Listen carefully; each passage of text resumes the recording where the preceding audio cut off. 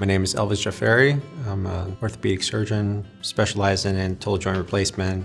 Being an adult reconstruction specialist, I see primarily like older people. My average patient is probably past 60, so they're a little bit older. But we see everybody. We see young patients. We see older patients, anywhere from 16 to 96 years old plus.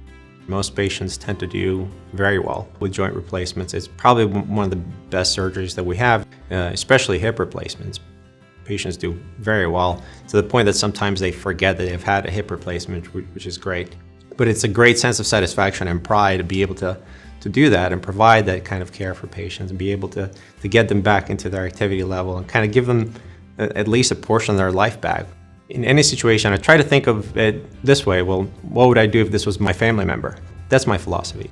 I tend to be very conservative. We start usually with very conservative things like anti-inflammatory medications, injections, physical therapy. If all those things don't work, then we'll consider surgery. We kind of go through the explanation of everything and what to expect from surgery. And it's different from knee replacements to hip replacements to fractures. All those things are different. We try to give the patient sort of the broad picture. Literally, I could have a terrible day, and then you have that one patient that just has a great outcome. They're so thankful and so grateful about everything. You cannot experience that anywhere else. It's just a great sense of satisfaction.